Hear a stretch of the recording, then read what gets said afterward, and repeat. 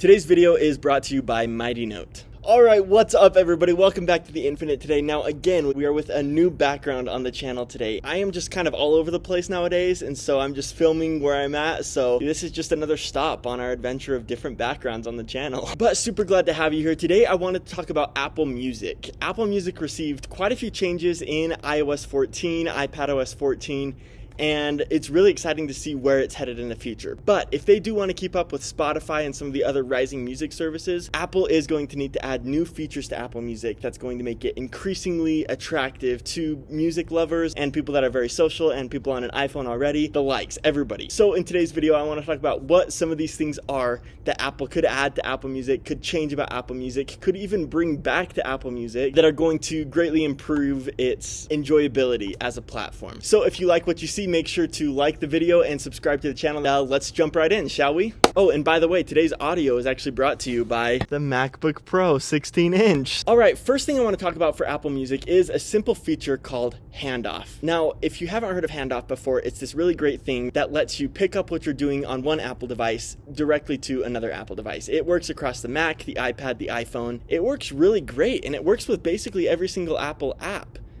except music. For some reason, when you're listening to something on the Mac, I can't say, hey, I want to listen to this on my iPhone now. Hand off to my iPhone. It stops playing on the Mac, starts playing on my iPhone. This is something that you can do on the HomePod, actually. If you're listening to music on your HomePod, you can simply put your phone over it and it'll say now handing off to your iPhone, and you can just start listening to it on your iPhone with your AirPods or whatever, and vice versa. Super nice. So the question of the day is, why doesn't this work from the Mac to the iPhone, from the iPhone to the Mac, and the iPad, somewhere in between there? Handoff is an awesome feature. And yes, I can see where it might be a little bit more complicated with Apple Music than other applications that Apple has. But honestly, it's something that I want more with Apple Music than I do with other applications. I use Handoff probably a few times a week. I want Handoff with Apple Music at least once a day. If you've ever wanted the same thing, let me know down below. But Handoff is definitely something that needs to be coming to Apple Music soon. You can actually already do it on Spotify. If you're listening on your Mac, you can pick it straight up on your phone. Super nice. Okay, next up is a feature that Apple Music used to have and it doesn't have anymore. Let me show you something else. I just take my unit here and I turn it landscape mode. Oh, look what happens. I'm in Coverflow. Now, when Steve Jobs introduced the first iPhone, he had this line that really hit me. He said, "The iPhone with the most amazing iPod ever. You can now touch your music." You're touching your music. Like, that's so cool. When you had your iPhone turned to the side, you could literally just swipe through the albums.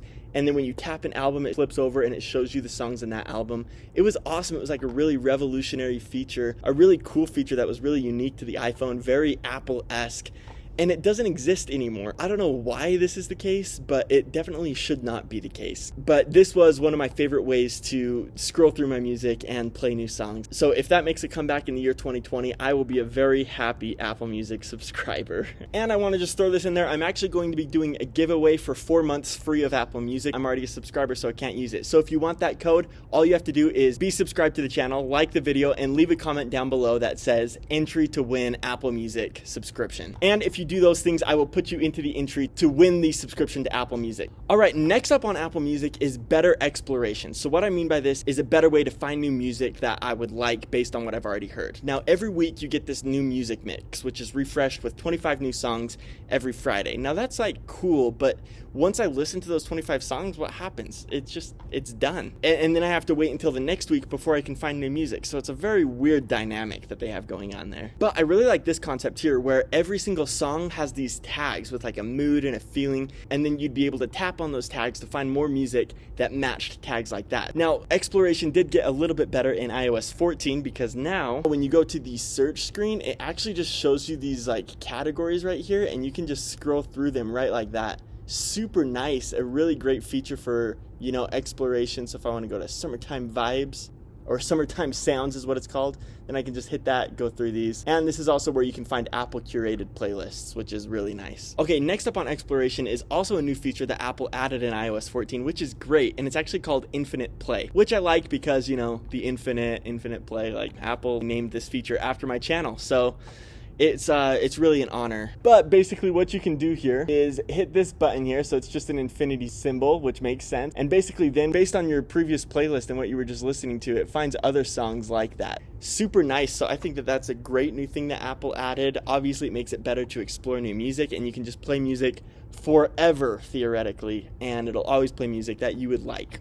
Next up for Apple Music would be a new design. Lots of things have changed in iOS 14, which is great. One of them being this new view when listening to music. You can see that the whole background adapts to the song that you're listening to. Before it only did that if you were in lyrics mode, which was impossible. You know, with some songs they didn't even have lyrics, but now it just does it no matter what, so I think it looks really, really good. Here's another one for you, classic Hannah Montana, but you can see that the background matches to the album. And then there are some other design features that I think would be really nice, and those are covered very well in these concepts that you can see throughout the video. You'll see little tweaks to things such as these big buttons across the top of your library, you know, which take up, I feel like, an unneeded amount of space. It'd be nice to put those into a grid format, and obviously other little things like that which you can see in these concepts. I think that Apple Music could look a lot better than it does right now, even though it does look okay right now. The next design feature that absolutely needs to change actually leads into our next category, which is social features. Now, Apple Music has the potential to be a great social platform because lots of people have iPhones, lots of people have Apple Music,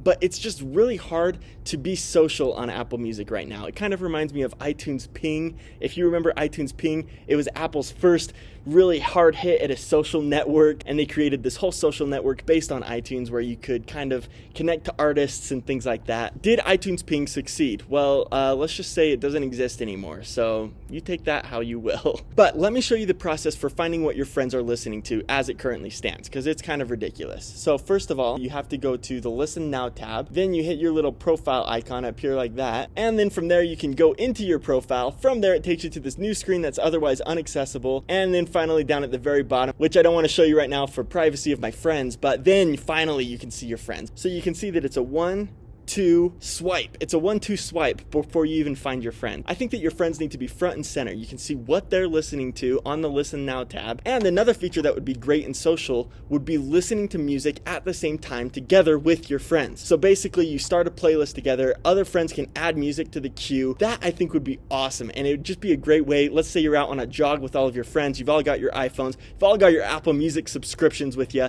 you've all got your AirPods in your head, all 5 of you going out on a jog.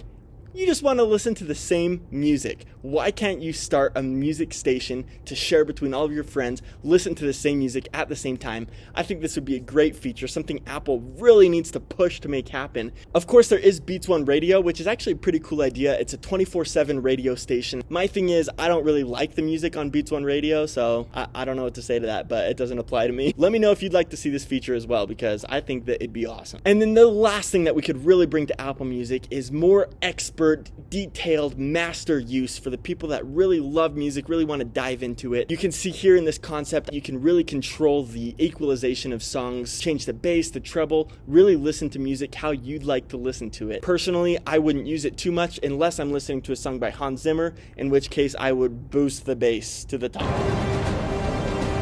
Other than that, the Mac also has some really great features on iTunes. I'm glad that they've kept them with Apple Music, including in the new Big Sur update. Things like creating smart playlists, and so you can create playlists with parameters. I have an oldies but goodies playlist, and those are songs that I haven't listened to in over a year that also have over 15 plays. So, you know, I'll check back in on that playlist every 3 months or so, and I'll find these songs that I haven't heard in a long time that I love. That is a feature that definitely needs to be coming to the iPhone, because as it stands, you can't do that without a Mac. So smart playlists is one, seeing the play count in songs is another. So those are the features that I would love to see in Apple Music for 2020. Let me know which ones you agree with. Let me know what else you'd like to see, and we can talk about it down below. You guys, thank you so much for tuning in. If you liked the video, please subscribe to the channel, and remember to enter for the free Apple Music subscription. And last of all, I'll give a plug for Mighty Note, which is my first app on the App Store. It's like a digital scrapbook, so you can store all kinds of things on there and more in the future. So please check it out. Let me know what you think about it. Leave a 5-star review and let me know how it could be improved. Okay guys, thanks so much for watching.